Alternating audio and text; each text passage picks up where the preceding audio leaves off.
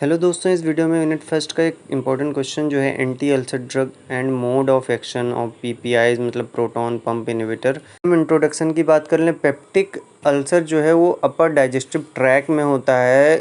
ये होता है दो टाइप का, एक गैस्ट्रिक अल्सर होता है, एक डियोडेनल अल्सर होता है। गैस्ट्रिक जो होता है वो स्टोमक की लाइनिंग में फॉर्म होता है और डियोडेनल अल्सर जो होता है वो डियोडेनम की लाइनिंग या उसके अंदर फॉर्म होता है या स्मॉल इंटेस्टाइन मतलब upper part of small intestine में भी हो सकता है।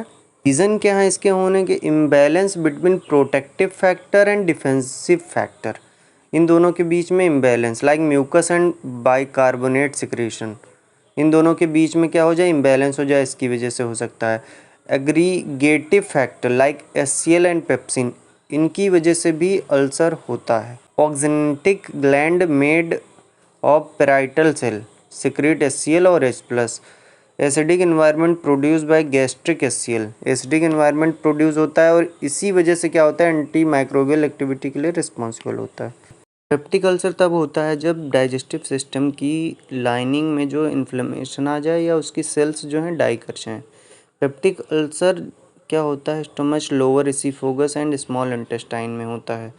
There are usually formed result of inflammation caused by bacteria H. pylori as well as from erosion from stomach acid, मतलब H. pylori बैक्टीरिया की वजह से भी हो सकता है और स्टोमक के एसिड की वजह से भी वहाँ की सेल्स डाई हो सकती हैं या वहाँ पे स्वेलिंग या इन्फ्लेमेशन आ सकता है। इसकी वजह से भी पेप्टिक अल्सर हो सकता है। अगर क्वेश्चन आए तो इतना इंट्रोडक्शन में ज़रूर लिखें कभी भी, तो आपके लिए अच्छा रहेगा। एंटी अल्सर ड्रग कौन से होते हैं? कौन मतलब एंटी अल्सर ड्रग की डिफिनेशन लिखनी हो तो क्या करेंगे?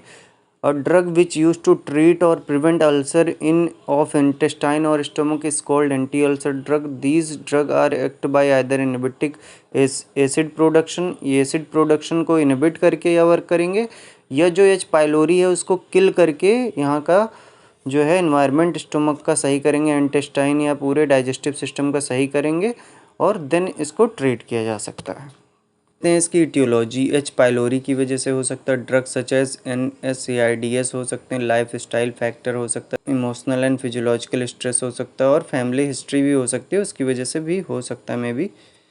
तो देख लेते हैं classification of anti ulcer agents या drug. Reduction of gastric acid secretion, मतलब हम क्या कर सकते हैं एसिड का सिक्रीशन कम करके। यहाँ पे पहला जो है H2 antihistamines, cimetidine, ranitidine, famotidine, रोक्सटिडाइन।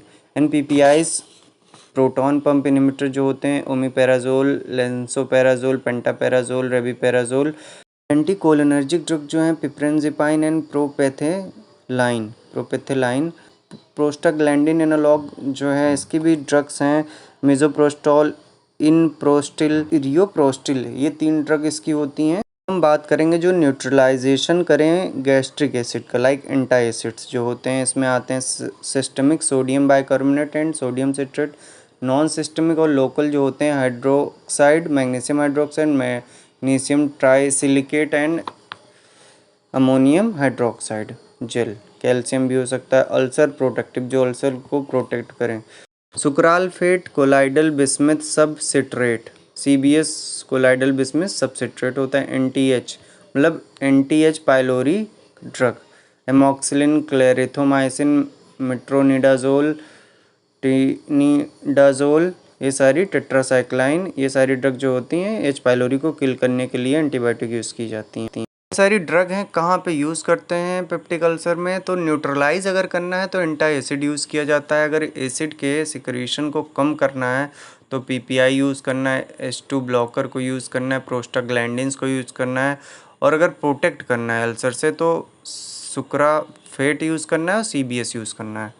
Proton pump inhibitor का क्वेश्चन आ चुका है कि इसका मोड ऑफ एक्शन लिखें, कैसे होता है। तो इसमें जो ड्रग है ओमिपेराजोल, रेबिपेराजोल, पेंटापेराजोल, इसके मोड ऑफ एक्शन देखते हैं। क्या करते हैं? इरिवर्सिबली ब्लॉक करता है hydrogen potassium adenosine triphosphate enzyme को, HK ATPase को, सिस्टम को, और क्या करता है? गैस्ट्रिक पेराइटल सेल, ठीक है।